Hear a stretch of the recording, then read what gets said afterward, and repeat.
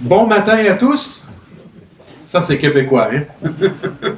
De dire bon matin comme ça. Ou alors bonjour à tous. Il fut un temps où prêcher la parole de Dieu dans cette région-ci, c'était très différent, hein? Il fut un temps où c'était dans les déserts, où les prédicants ouvraient la parole de Dieu sur des tribunes portatives, transportées dans tous ces lieux déserts, à l'époque de l'Assemblée dans le désert, dans cette région, à l'époque des Huguenots persécutés sous Louis XIV et Louis XV par la suite. Voilà une histoire qui, depuis plus de 25 ans, me passionne. Beaucoup, beaucoup. Alors, je me réjouis dans un contexte très différent, mais d'apporter encore la parole de Dieu dans cette région qui m'est très chère d'un point de vue de l'histoire, pour tous ceux qui nous ont précédés, qui nous ont témoigné d'une foi vivante en notre Seigneur Jésus-Christ. Et voilà, nous sommes peut-être à l'aube d'une autre période difficile, un jour qui viendra sur l'Église, mais nous sommes constamment appelés à être fidèles au Seigneur avec l'espérance qu'il reviendra et qu'il reviendra bientôt peut-être pour nous prendre avec lui et nous amener dans la gloire pour ensuite revenir avec lui sur cette terre et instaurer son royaume messianique auquel nous prendrons tous part et de voir après ce royaume le triomphe final de Christ et l'introduction des nouveaux cieux, nouvelles terres. Voilà, il y a un avenir glorieux pour les enfants de Dieu. Et maintenant, c'est par la foi, et un jour, ce sera par la vue. Si vous ne me connaissez pas, mon nom est Gilles Despins, je suis de Shawinigan, au Québec, en Mauricie, et j'ai le privilège, depuis une quinzaine d'années maintenant, de servir le Seigneur à temps plein en tant que missionnaire dans l'enseignement de la Bible. Et ce ministère m'a amené jusqu'à aujourd'hui dans plusieurs pays d'Afrique francophone, en Haïti, en Europe et en particulier en Suisse romande depuis une dizaine d'années maintenant. Et puis depuis, 2 semaines en France. J'avais déjà eu une occasion de prêcher la parole de Dieu en France. C'était en 2013 à Chamallock, quand j'avais participé comme conférencier à la retraite missionnaire de Chamallock en 2013. Et je me réjouis maintenant d'être dans les assemblées avec vous. Si vous voulez prendre vos Bibles, et nous allons lire brièvement 2 passages dans la même épître, la seconde épître de Paul à Timothée. Et j'aimerais lire d'abord au chapitre 3. 2 Timothée, chapitre 3, verset 16. C'est un passage que nous connaissions quand même assez bien, qui nous dit ceci. « Toute écriture est inspirée de Dieu et utile pour enseigner, pour convaincre, pour corriger, pour instruire dans la justice, afin que l'homme de Dieu soit accompli et parfaitement accompli pour toute bonne œuvre. » La parole de Dieu est inspirée de Dieu. Elle a été soufflée par Dieu à travers des hommes, une quarantaine d'auteurs qui l'ont rédigée et nous ont donné la révélation progressive de Dieu. Et cette parole inspirée, parce qu'elle vient de Dieu, elle a le pouvoir en elle-même, parce qu'elle est vivante, de nous instruire, de nous corriger. En fait, ce que Paul est en train de dire, c'est que au sujet de la saine doctrine, la parole de Dieu nous enseigne. Et quand on a la saine doctrine dans nos vies, nous sommes appelés à la mettre en pratique pour une saine conduite. Et de la même manière, elle va nous reprendre si nous n'avons pas une saine doctrine ou une saine conduite. Mais ça, c'est l'aspect de Dieu, tu vois, qui a donné miraculeusement sa parole. Mais pour le croyant, il doit travailler dans la parole de Dieu. Le croyant doit étudier la Bible. Le croyant doit interpréter la Bible pour l'appliquer dans sa vie. Vous êtes dans la même épître au chapitre précédent, chapitre 2 de 2 Timothée. Et puis, on lit ceci au verset 15. « Étudie-toi à te présenter approuvé à Dieu, ouvrier qui n'a pas à avoir honte, exposant justement la parole de la vérité. » Qu'est-ce que ça signifie? Étudie-toi. Vous avez une idée? S'étudier. Qu'est-ce que ça signifie dans le contexte? Eh bien, ça signifie de s'appliquer, de travailler, de se pencher sur le texte pour le comprendre. L'apôtre Paul est en train de dire à Timothée, oui, la parole de Dieu, elle est inspirée, c'est un miracle, c'est une parole vivante, mais pour toi qui es un homme, avec l'Esprit de Dieu dans ton cœur, tu dois maintenant travailler pour t'assurer que tu exposes de manière juste et correcte la parole de Dieu. Ce sont que 2 passages que nous lisons dans 2 Timothée, mais franchement, si nous prenions le temps de nous arrêter à chaque fois où Paul, dans les épîtres qu'on appelle pastorales, c'est-à-dire 1, 2 Timothée et Tite, chaque fois qu'on se penche sur ces épîtres et on souligne tous les passages où Paul dit à Timothée, applique-toi à ceci, ou étudie-toi dans la Darby, applique-toi à cela, travaille pour comprendre le texte, eh bien, on réalise que, oui, la parole de Dieu nous a été donnée, mais nous avons un certain travail à faire pour la comprendre. On a tous reçu le Saint-Esprit, vous voyez, mais ce n'est pas une garantie que nous allons tout comprendre. Uniquement parce qu'il y a le Saint-Esprit, on lit et voilà, on comprend tout. Il faut travailler, en fait, je dirais, en collaboration avec l'Esprit de Dieu en nous. L'Esprit de Dieu nous dirige dans notre étude sérieuse de la parole de Dieu. Quand Paul disait à Timothée, étudie-toi, ou alors applique-toi à regarder l'Écriture, à comprendre l'Écriture, il ne voulait pas dire que cela était une démarche, tu vois, en parallèle avec l'Esprit, c'est-à-dire une démarche maintenant d'un effort personnel, sans qu'il y ait le rôle de l'Esprit, mais pas du tout. L'Esprit Saint utilise toutes les connaissances que nous mettons à sa disposition, c'est-à-dire tout le travail que nous appliquons dans l'Écriture pour nous amener à la comprendre et à l'appliquer dans nos vies par la suite. Prions brièvement ensemble. Seigneur, nous venons devant toi parce que nous t'implorons de parler à nos cœurs. Nous voulons regarder ta parole, Seigneur, et comment la comprendre. Et c'est vrai que c'est un don prodigieux que l'Écriture, dans un contexte d'autrefois, il y a plus de 2000 ans maintenant, à des destinataires différents de nous. Mais voilà, le message est toujours actuel. Il est toujours vivant parce que ta parole est vivante. Seigneur, parle-nous aujourd'hui. Tu sais qu'on a tous besoin d'apprendre quelque chose de toi, de comment approcher les Écritures, de les étudier. Alors, révèle-toi à nous, à chacun de nous, selon la mesure que tu as déjà voulu pour chacun de nous. Et c'est au nom de Jésus que nous prions ainsi. Amen. Donc, nous voulons parler brièvement de comment interpréter la Bible. Voilà ma vision de la Bible. Voilà ma vision des Saintes Écritures. C'est une révélation progressive. Depuis la Genèse jusqu'à l'Apocalypse, Dieu se révèle progressivement. Et il y a 2 sens à cette expression révélation progressive. D'abord, Dieu a donné sa parole à travers 40 auteurs différents, environ 40 auteurs, sur une période de près de 15 siècles. Donc, Dieu a donné progressivement sa parole. La Bible n'est pas tombée dans un seul ouvrage, comme ça, du ciel, pouf, par terre, et oh, on a une Bible.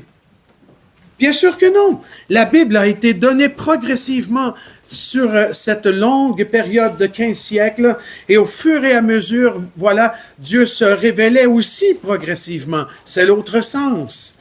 Donc, progressivement dans le temps, progressivement dans le contenu. La Bible progresse. On ne sait pas tout dès la Genèse, bien qu'on sache déjà beaucoup de choses dans la Genèse. Bien qu'il y a beaucoup d'éléments qui nous sont révélés, mais on ne sait pas tout. La doctrine de la rédemption, qui est hyper importante pour nos cœurs, à savoir comment Dieu rachète l'homme suite à la chute du péché, eh bien, elle sera révélée progressivement à travers les Écritures. Si vous laissez de côté tout l'Ancien Testament, vous voyez le pointillé là, il vous indique à peu près, tu vois, comment on voit l'Écriture Ancien, Nouveau Testament. Mais si on laissait de côté l'Ancien Testament, imaginez, ça laisserait un vide. Ce serait impossible pour nous de comprendre le Nouveau Testament sans l'Ancien. C'est pas possible. C'est pourquoi les croyants ne doivent pas seulement lire les évangiles ou alors que des parties du Nouveau Testament qui leur plaisent. On doit lire toute la Bible. On doit s'appliquer, essayer de comprendre toute la révélation de Dieu, de Genèse à Apocalypse, pour mieux comprendre les plans souverains de Dieu, entre autres pour la rédemption, mais pour tout autre sujet. La Bible se révèle progressivement. Cela nous amène à réaliser qu'on peut certainement parler de 4 concepts qui sont fondamentaux. C'est la base même de l'interprétation de la Bible qu'il faut tenir compte. Nous avons déjà parlé dans 2 Timothée 3,16 de l'inspiration. Bien, quel miracle! Mais j'aimerais qu'on retienne ceci en lien avec l'inspiration. L'inspiration, c'est Dieu qui utilise des rédacteurs dans leurs propres circonstances, dans leur contexte historique à eux, avec leur éducation, avec leurs expériences pour donner sa parole. Dieu a utilisé, par exemple, dans le Nouveau Testament, un universitaire pour rédiger 2 ouvrages du Nouveau Testament. On parle de Luc. Il est allé à l'université, Luc. On pense que les universités sont une invention moderne, mais pas du tout. Il y a des universités encore qui existent aujourd'hui, très anciennes, à Prague, entre autres. Très vieille université là-bas, 1000 ans.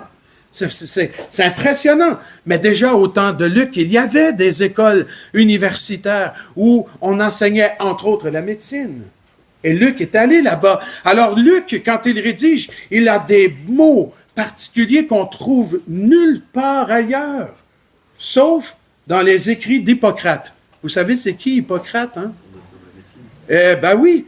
Et puis, c'est lui qui a élaboré le code d'éthique sur lequel les médecins d'aujourd'hui doivent encore prêter serment.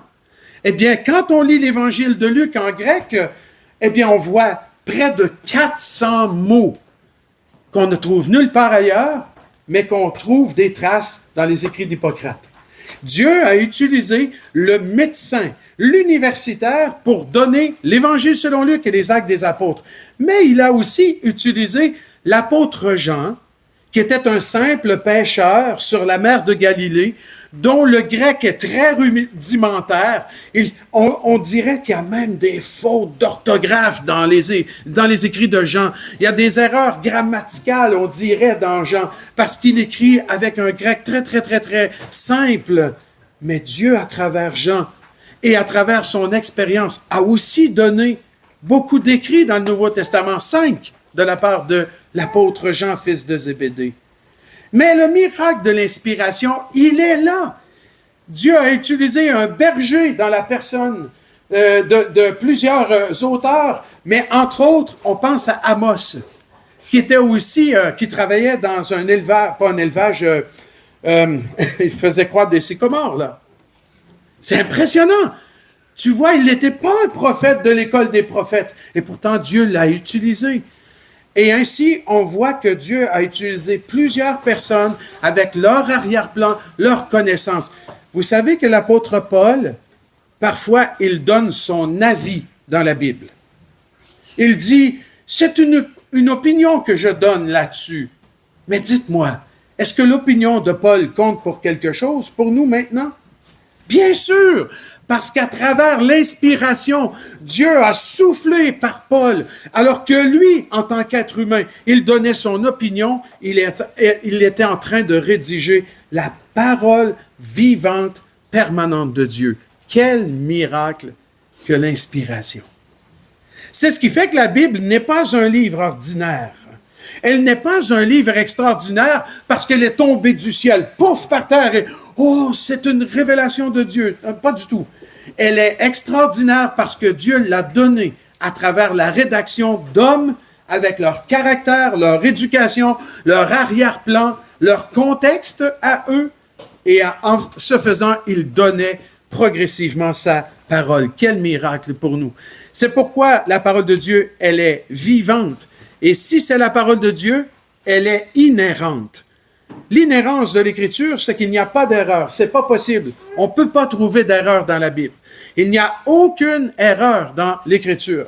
La Bible ne se trompe pas dans aucun domaine. Ni la science, ni la géographie, ni l'histoire. La Bible est toujours exacte. C'est la parole de Dieu. Elle ne se contredit jamais. Elle est toujours harmonieuse. Et si les sciences de ce monde tirent des conclusions différentes de la Bible, entre autres l'archéologie, on peut trouver une preuve archéologique qui contredit la Bible. Qui a raison? C'est la Bible. Parce que pour nous, notre foi nous fait croire et nous amène à croire que si Dieu est vrai, sa parole est vraie, elle est donc inhérente. Pas d'erreur dans la Bible. Et ça nous amène à un autre point qui découle de ces deux. L'inspiration fait qu'elle est inhérente et donc elle a toute l'autorité. C'est-à-dire que la Bible a le pouvoir en elle-même de nous amener à croire et à faire. C'est pourquoi nous disons souvent, la Bible est notre autorité en matière de foi et de conduite. Ce qu'on croit, ce qu'on fait, s'appuie sur l'Écriture autoritaire. Et on est certain qu'en obéissant à l'Écriture, nous sommes agréables au Seigneur. Nous obéissons à sa parole. Et tout cela nous amène à réaliser qu'il faut maintenant l'interpréter. Cette Bible inspirée de Dieu, inhérente et autoritaire, nous avons le devoir de l'interpréter. Je dis parfois un peu à la blague, combien de Galates dans la salle aujourd'hui? Il y a des Galates ici? Pas de Galates, n'est-ce pas? On n'était pas là. Nous ne sommes pas des Galates. La Bible n'a pas été écrite, et retenez bien ceci, à nous. La Bible a été écrite pour nous. Mais c'est très différent. Nous ne sommes pas les premiers destinataires de l'Écriture. Nous ne sommes pas les Juifs ou les non-Juifs du premier siècle ou même avant pour ce qui concerne Israël. Nous n'avons rien à voir, en fait, avec les destinataires de l'Écriture. Mais parce que c'est la parole de Dieu, vivante, permanente et toujours actuelle, elle est aussi pour nous. Mais pour bien l'appliquer à nous aujourd'hui, il faut d'abord savoir ce qu'elle voulait dire à ceux qui l'ont reçue autrefois. Pour bien appliquer la parole de Dieu dans nos vies, pour bien l'interpréter, je dois d'abord savoir ce qu'elle a dit à ses destinataires originaux. Alors, la question est toujours de savoir, mais que signifie tel ou tel passage pour eux, autrefois, d'abord? D'abord. Et une fois que j'ai fait ce travail, là, je peux tirer les bonnes conclusions pour moi-même. Là, maintenant, je peux appliquer le texte correctement. Nous avons célébré ce qu'on appelle la Sainte Seine, ou le dernier repas. Seine vient du latin cena, qui veut dire repas du soir à l'époque. Eh bien, c'est le repas du Seigneur. Et c'est ce que nous avons célébré, n'est-ce pas, ce matin? D'où ça vient? D'où vient cette pratique qu'on fait dimanche après dimanche? D'abord, Jésus, qui a institué ce mémorial, parce que ce n'est rien d'autre qu'un mémorial, mais très important, mais il n'y a aucun pouvoir quelconque dans les éléments. C'est du pain et du vin, quoi, ou le fruit de la vigne. Mais le mémorial, il est hyper important. Jésus l'a d'abord instauré, et ensuite l'apôtre Paul l'a aussi enseigné, a réitéré. Mais comment on célébrait le repas du Seigneur? D'abord, chez les Juifs. Quand le Seigneur Jésus a célébré ce repas dans Jean 13 ou Luc 22, eh bien, ils l'ont fait d'une façon différente de nous. En fait, je suis convaincu qu'ici, à Orange, vous n'avez jamais célébré le repas du Seigneur comme dans la Bible. Alors, autrement, il faudrait sortir tous les bancs. On sort tous les bancs, on met dans la cour, là, dans le jardin. Et après, on rentre des coussins, beaucoup de coussins, je vois qu'il y en a là-bas. Hein? On rentre des coussins et on se couche tous par terre sur le côté gauche, appuyé sur le coude, les jambes repliées derrière, et avec la main droite, on partage les éléments. Voilà comment ils ont célébré le repas du Seigneur. Et ça, c'est l'aspect contextuel de l'époque. Ça, c'est quand je dois interpréter la Bible. Je vois que cet aspect, il n'est pas à être réitéré. Mais le mémorial lui-même, oui, mais dans notre contexte à nous. Assis sur des bancs de bois, tu vois. Parfois, c'est des chaises. Parfois, on met autour du meuble qu'on appelle la table. Moi, j'évite de dire la table du Seigneur parce que c'est pas ça la table du Seigneur. La table du Seigneur, c'est autre chose. C'est la communion que nous avons avec le Seigneur. Ça, c'est une table de bois. C'est simplement un meuble sur lequel on dépose les symboles. Mais parfois, on met le meuble au centre et on se met tout le tour dans certaines assemblées. Parfois, c'est comme ici. Ça ne change absolument rien, en fait. Ça, c'est que de la forme. Ça, c'est le modèle que nous, on met en pratique maintenant et qui peut être très varié. Mais le mémorial, on le célèbre toujours. Vous voyez, il y a une question d'interprétation, même dans cet élément important que l'on répète dimanche après dimanche. Et on voit très bien qu'en considérant le contexte original, nous avons laissé certains éléments qui étaient culturels et qui n'avaient pas à être transférés de siècle en siècle, mais l'autre aspect qui devait demeurer, c'est celui du mémorial. Faites ceci en mémoire de moi. Et ce commandement, il est hyper important. Et les églises, les assemblées le répètent semaine après semaine. Pour certaines assemblées, pour d'autres, la fréquence, elle est moindre, mais l'important, c'est de se souvenir du Seigneur. Et puis voilà. Maintenant, quand nous sommes appelés à interpréter la Bible, c'est évident qu'il faut tenir compte de la Bible qu'on utilise. Il faut savoir qu'il existe 3 théories de traduction de la Bible différentes. Ce qui explique les différences majeures qu'il peut y avoir, par exemple, entre une Bible Darby et une Bible Second 21, qui est excellente aussi, mais qui a une dynamique différente dans son principe même de traduction, ce qu'on appelle les théories de traduction. Je vous en présente 3, simplement pour qu'on réalise que si nous étudions la Bible, nous devons tenir compte de la théorie de traduction.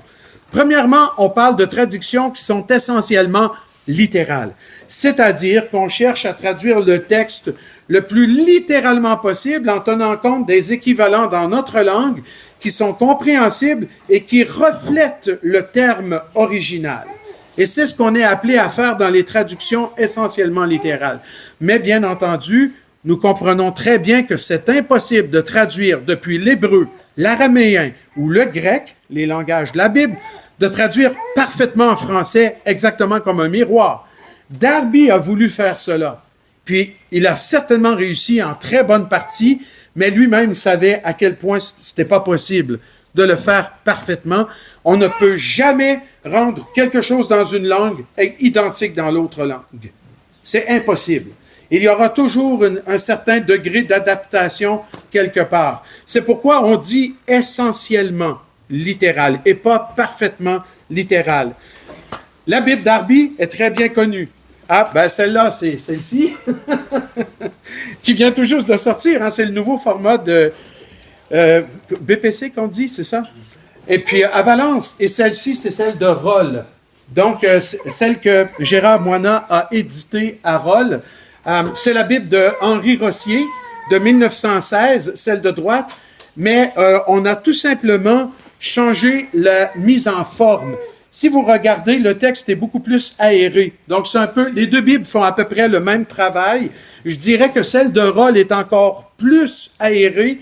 C'est beaucoup plus facile de chercher, de fouiller dans les textes, surtout pour ceux qui ne connaissent pas Darby. Bon, ici, je crois que j'ai aucun problème à expliquer c'est quoi Darby et quelles sont ses forces et ses faiblesses. Je pense qu'on la connaît très, très bien. Mais ça reste que pour beaucoup de gens qui ne connaissent pas Darby, c'est une excellente Bible d'étude parce que le texte est traduit le plus littéralement possible. Eh bien, quand on en tient compte et quand on a maintenant des textes très aérés, c'est plus facile de chercher, fouiller le texte et voilà, de s'en servir comme outil d'étude aussi. Ensuite, on a la famille des Bibles secondes.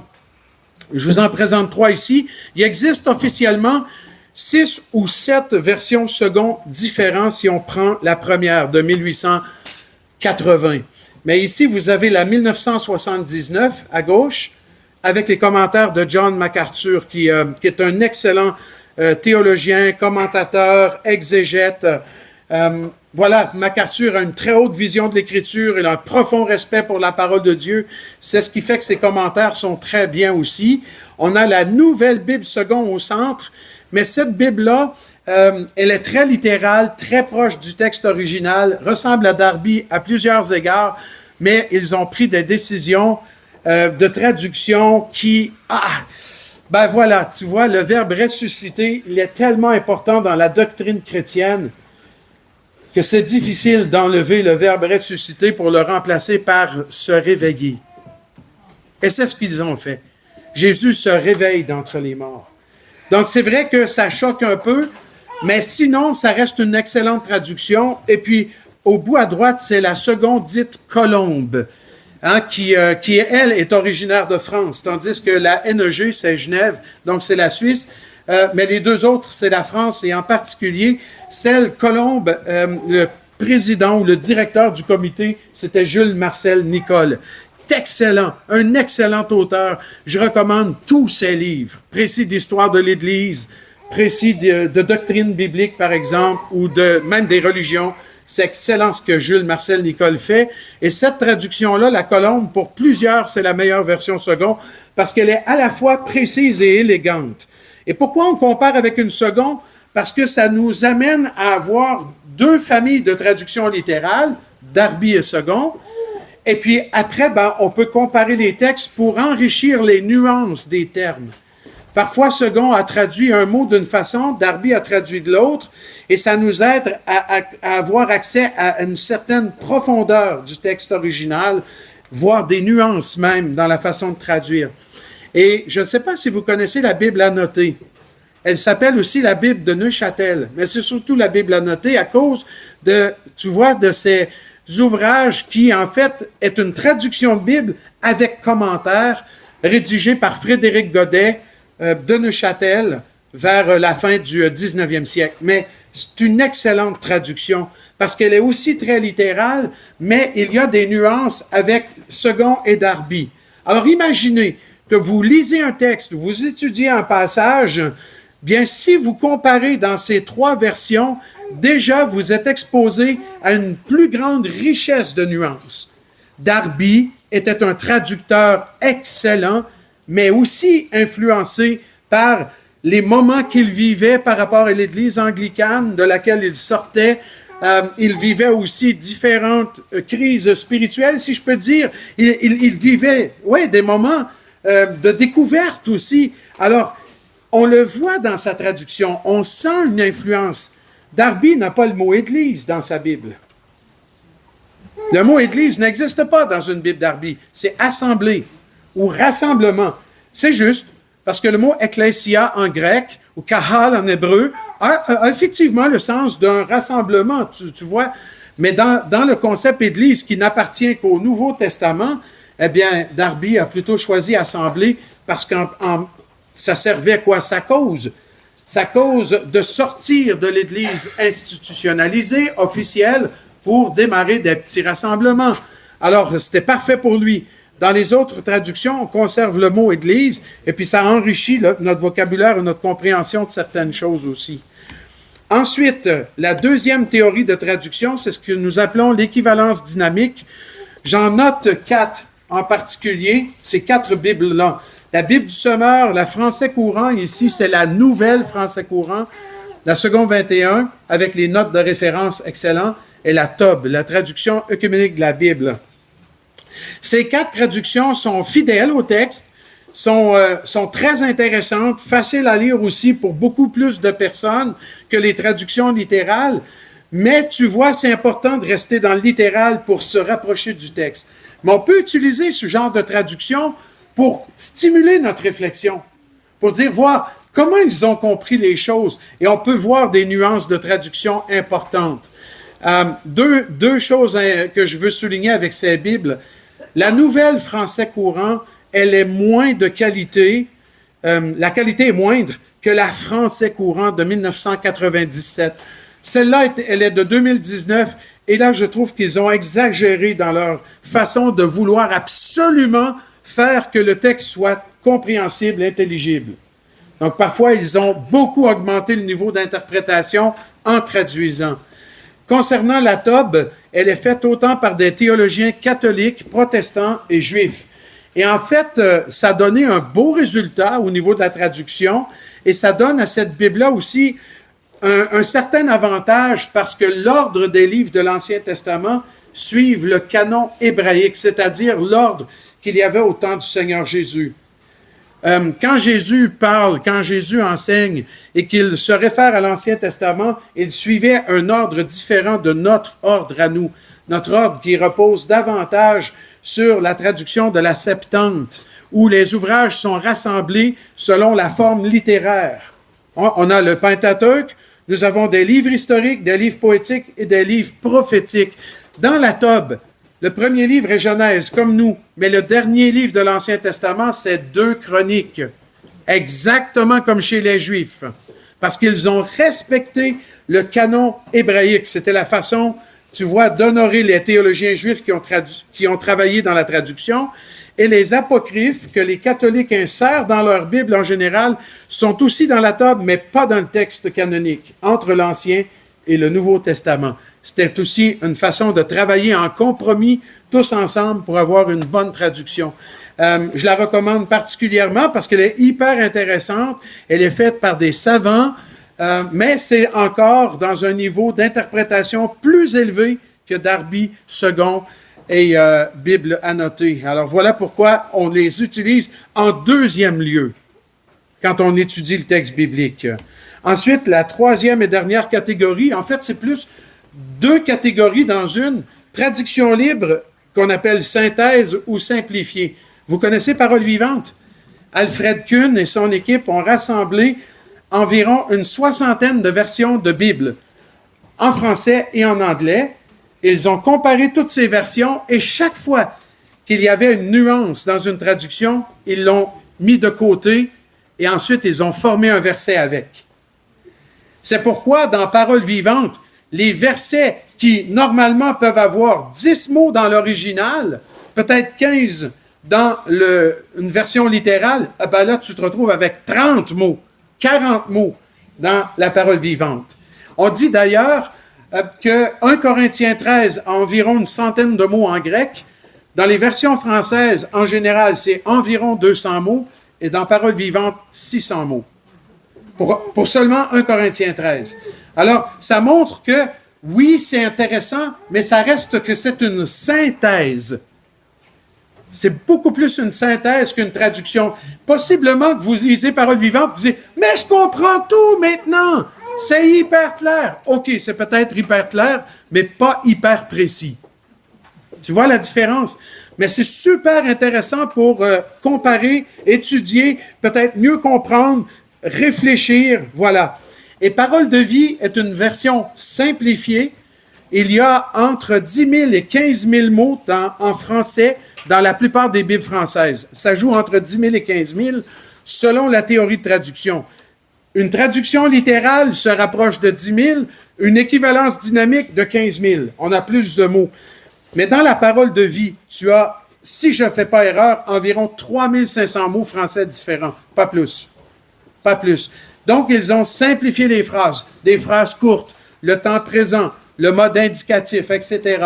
Alors, c'est intéressant pour, par exemple, donner un incroyant ou quelqu'un qui n'a jamais lu la Bible de sa vie, tu peux lui offrir une parole de vie en lui disant, tu vois, cette Bible n'est pas complète, tu as tout le texte, mais il est quand même raccourci, simplifié, juste pour donner l'envie de lire la Bible, quoi. Alors, ça peut être un excellent outil pour ça. Et parfois même, la façon dont c'est tellement simplifié peut nous aider à réfléchir sur le sens possible d'un verset. Alors, voilà à quoi servent les traductions de la Bible. J'espère que ça aide un peu parce qu'il y a une panoplie de versions maintenant, puis on ne sait pas trop comment s'y prendre avec. Gardons à l'esprit, traduction littérale, c'est pour interpréter le texte. Traduction équivalence dynamique, c'est surtout pour voir comment les traducteurs comprennent le texte. Et traduction simplifiée ou synthétique, c'est pour nous aider à réfléchir sur le texte.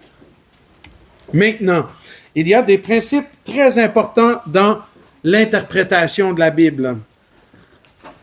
Je dirais que le premier est celui-ci. Et vous comprenez qu'en 45 ou 50 minutes, je ne peux pas tout couvrir. Alors, j'ai simplement simplifié la présentation pour donner juste les grandes lignes. Habituellement, je prends 40 heures pour vous exposer tout ça.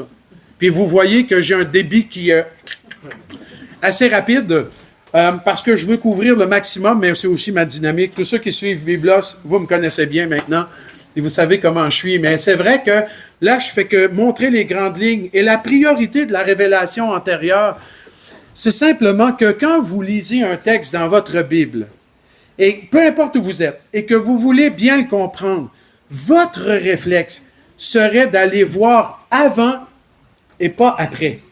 Autrement dit, regardez ce que la Bible dit avant le texte que vous êtes en train d'étudier. Si vous voyez, par exemple, l'apôtre Paul dans les Éphésiens parler aux Éphésiens, leur dire que nous sommes scellés du Saint-Esprit. Eh bien, quand on veut comprendre cette doctrine, on regarde d'abord ce qui est dit avant, ce que la parole de Dieu nous a déjà enseigné sur le Saint-Esprit, et de cette façon, on peut commencer à développer une compréhension progressive, comme la Bible elle-même le fait, de la doctrine du Saint-Esprit. On devrait jeter un regard avant plutôt qu'après. Et il ne faut pas imposer ce qui vient après dans le texte d'avant. Faites attention avec cela. Souvent, je vois qu'on réinterprète souvent l'Ancien Testament à la lumière du Nouveau Testament. C'est vrai pour certains textes prophétiques, par exemple, mais ce n'est pas toujours vrai. Et très souvent, par exemple, on parle de textes dans l'Ancien Testament qui s'appliquent à l'Église. Il faut être prudent là-dessus. L'Église n'existait pas à l'époque de l'Ancien Testament. Mais c'est vrai que tout l'Ancien Testament a des choses à enseigner à l'Église. Il faut simplement être prudent dans la façon dont on traite ce sujet. Ce qui nous amène à ce point 2. Chaque texte dans son propre contexte. Parce que, comme quelqu'un l'a bien dit, un texte hors contexte est un prétexte. Il faut tenir compte du contexte. À qui s'adresse le passage, etc. Il y a des questions qu'on doit poser au texte et on va les voir dans quelques instants. Il ne faut pas imposer le nouveau dans l'ancien ou vice-versa. L'importance de la chronologie. Tenir compte du développement chronologique de l'histoire d'Israël. Seriez-vous en mesure de brosser un portrait rapide de l'histoire de l'Ancien Testament? Simplement d'un point de vue chronologique, on peut le faire très rapidement, vous savez. Genèse 1 à 11, les débuts de l'humanité, incluant la création, la chute, aussi le déluge et la confusion des langues. Ensuite, dès Genèse 12 jusqu'à la fin de Genèse 50, nous avons les patriarches juifs auxquels Dieu fait des promesses, des alliances inconditionnelles, irrévocables avec Abraham, Isaac, Jacob, Joseph.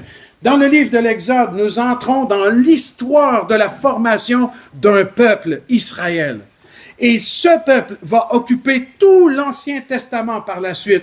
Il y aura d'abord la formation du peuple, son errance dans le désert, la seconde génération qui entre dans le pays promis, qui fait la conquête sous Josué, qui doit partager le pays maintenant et terminer la conquête, ce qu'ils ne font pas. Et donc, ils tombent sous les ennemis pendant toute une période de 400 ans avec les juges. Et après, à la fin de cette période, et c'était très sombre, ténébreux en Israël. Eh bien, on finit par réclamer un roi pour nous diriger et nous entrons dans la grande période monarchique sous laquelle maintenant presque tout l'Ancien Testament est inclus, tu vois, dans cette période chronologique. Toute cette succession de 19 ou 20 rois dans le royaume du Nord et du Sud qui nous amène à la chute des deux royaumes divisés après Salomon, sous Roboam et Jéroboam, paf! Et là, on se retrouve déporté en Assyrie, exilé à Babylone. 70 ans après, on revient. Esdras, Néhémie, Esther, ces livres-là rebâtissent le peuple et l'Ancien Testament se termine ainsi. C'est comme ça. C'est toute l'histoire chronologique de l'Ancien Testament. On débute avec la formation, la création de l'homme et on termine avec Israël, retourner chez eux sous le règne des Mèdes et des Perses. C'est comme ça que se termine l'Ancien Testament. Et ensuite, on entre dans le Nouveau Testament. Les Romains sont au pouvoir. On n'a pas les Grecs d'Alexandre le Grand. Et pourtant, sont prophétisés dans Daniel. Et on a compris que c'était entre Malachie et Matthieu qu'ils s'étaient imposés dans l'histoire. Mais notre Nouveau Testament s'ouvre avec les Évangiles, un contexte de l'Ancien Testament. Le Temple est en vigueur, la loi mosaïque est en vigueur. Même Jésus se soumet entièrement à la loi. Et ensuite, Jésus retourne dans le ciel, il a accompli tout ce qui était nécessaire, l'Église débute, et pendant 32 ans, dans le livre des Actes des Apôtres, on voit chronologiquement se développer l'Église. Et à travers le développement de l'Église, les épîtres arrivent, une derrière l'autre, à travers le contexte des Actes des Apôtres et après les Actes des Apôtres. Et notre Nouveau Testament se finit à la fin du 1er siècle avec la révélation de l'Apocalypse. Je viens de vous brosser en 3 minutes un survol de la Bible. Mais il faut qu'on ait cette vision synthétique de l'Écriture pour tenir compte d'un texte dans son développement chronologique. Si vous lisez Joël, si vous lisez Abdias ou Habacuc, où doit-on les placer dans l'histoire d'Israël? Voilà l'importance de la chronologie pour nous aider à mieux comprendre leur message, à mieux tirer les applications solides, appuyées sur une interprétation solide. J'aurais beaucoup d'autres choses à dire sur la chronologie, mais j'avance. Pour notre 4e et dernier point, faisons une distinction entre Israël et l'Église parce que l'Écriture l'a fait, cette distinction. Si vous voulez plus de détails, j'ai écrit un livre sur le sujet, je ne sais pas si on l'a, mais c'est le plan de Dieu pour Israël et l'Église. Et vous avez vraiment tout ce que l'Écriture nous enseigne au sujet de la distinction entre ces deux peuples. Et ce n'est pas forcément la notion d'un peuple terrestre, peuple céleste. Il faut faire attention avec ça parce que je pense que parfois on exagère un peu. Mais en fait, c'est juste de comprendre que Israël est le point de mire, est le phare de Dieu pour l'humanité jusqu'à l'Église. Et après, c'est l'Église. Mais le phare va se rallumer un jour. Israël ethnique va être restauré dans le royaume messianique et sera le point de mire, alors que l'Église, elle, va régner avec Christ. Tu vois?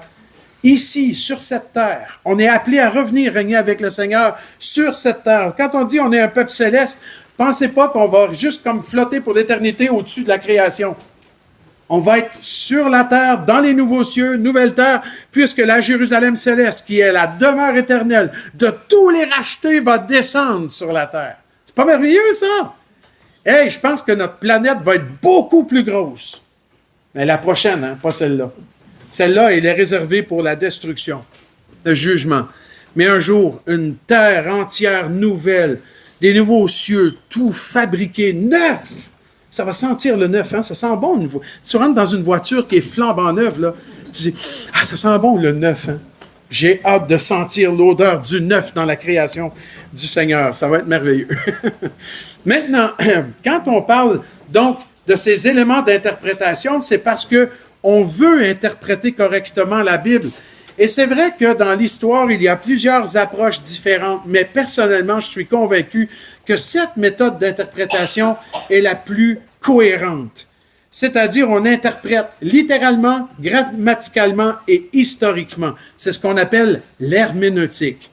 Hermeneia en grec signifie interprétation. Donc, notre méthode herméneutique, c'est comment on approche l'Écriture. Regardez bien ces 3 points, je vais les expliquer brièvement. Littéral, grammatical et historique. Pourquoi? Parce que dans l'interprétation littérale, on veut tenir compte du sens normal des mots.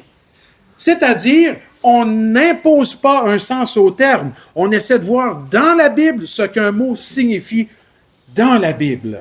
Mais prenez le mot assemblée, par exemple. Qu'est-ce qu'il signifie dans la Bible? Il faut parfois être objectif, débarrasser notre esprit de tout ce qu'on a déjà comme présupposition pour regarder ce que le texte, lui, enseigne. On se rend compte que l'Assemblée est un rassemblement de personnes qui adorent le Seigneur Jésus. Mais parfois, il y a un aspect local, parfois, il y a un aspect universel. Il ne faut pas confondre les deux. Il y a des textes qui séparent ces deux aspects. Eh bien, c'est le sens normal des mots. Mais dans le sens normal des mots, il faut tenir compte aussi que parfois les mots sont utilisés au sens figuré. Il y a un sens imagé, métaphorique, par exemple, utilisé. Quand Jésus dit au sujet de Hérode, allez dites à ce renard.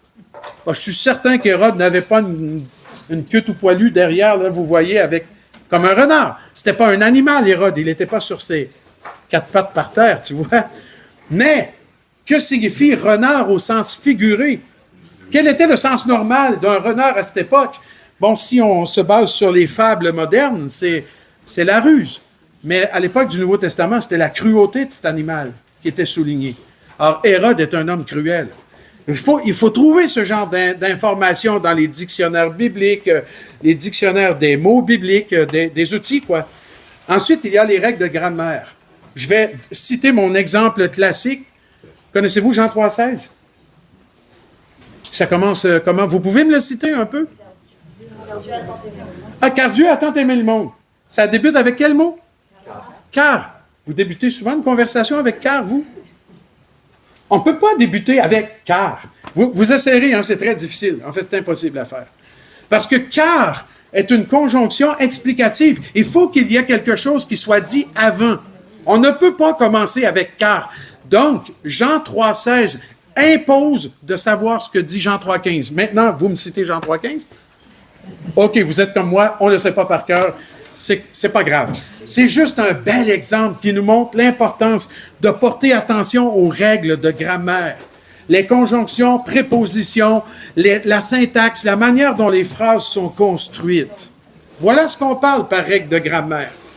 Si vous voulez honorer Dieu et sa parole, tenez compte du sens normal des mots et tenez compte des règles de grammaire quand vous interprétez, parce que Dieu a choisi de se révéler dans des langues compréhensibles. Il veut qu'on cherche le sens de ces termes. Et finalement, le contexte historique et culturel. Il n'y a pas de juifs ou de non-juifs du premier siècle ici. On est tous beaucoup plus tard, vous voyez. Alors, nous avons un fossé. Vous dites un fossé à combler qui nous sépare. C'est 2000 ans et plus qui nous séparent de l'histoire et la culture de l'époque. Je l'ai évoqué avec la façon dont on a célébré pour la première fois le repas du Seigneur couché par terre. Mais maintenant, on doit combler ce fossé pour essayer de comprendre mieux les textes.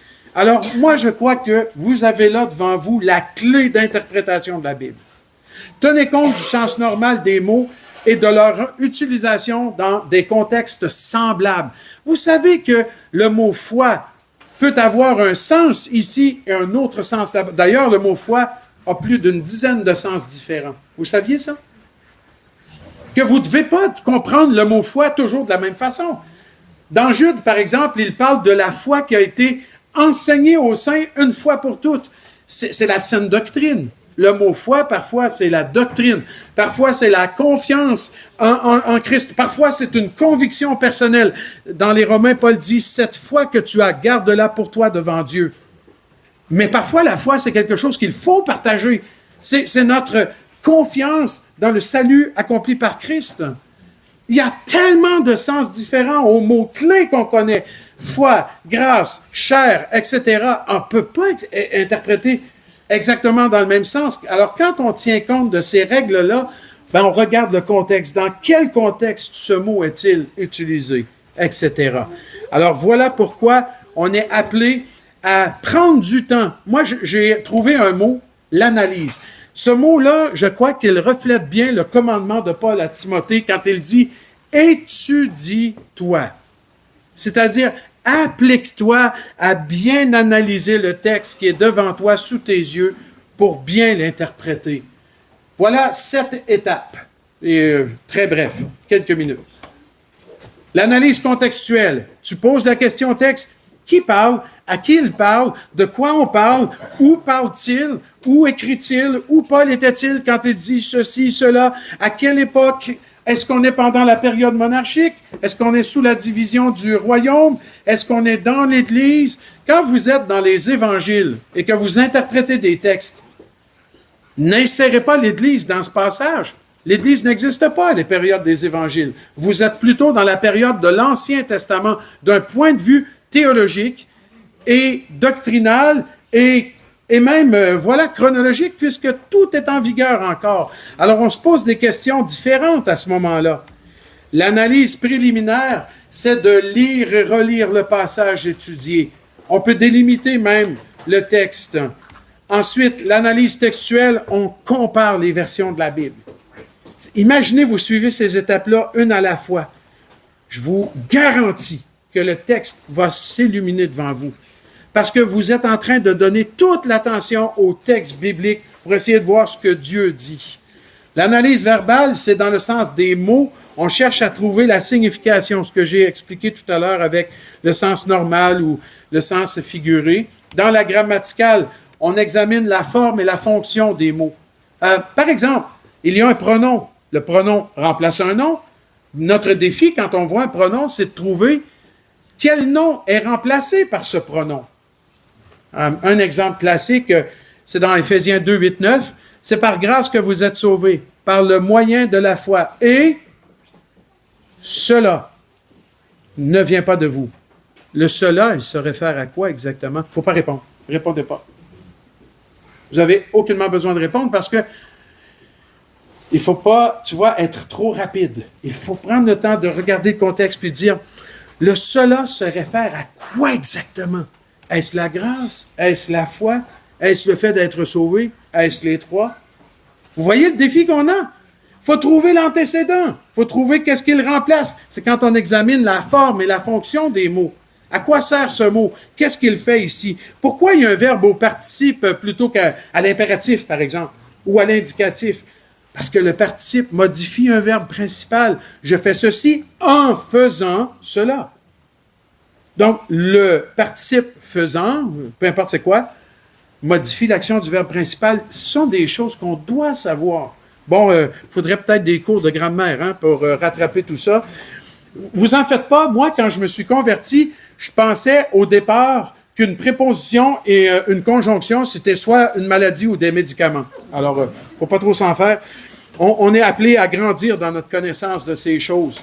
L'analyse théologique ou doctrinale, c'est simplement de savoir ce que la Bible dit ailleurs pour avoir une vision d'ensemble.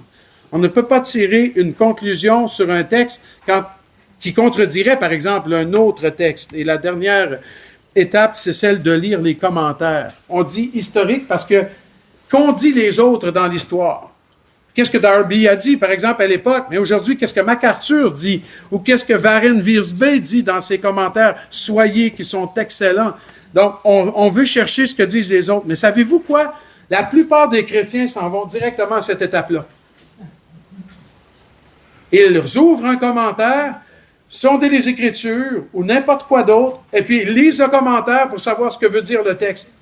Ils n'ont rien fait de tout ça. Alors, en fait, que quand vous allez dans les commentaires, vous vous fiez que les autres l'ont fait à votre place.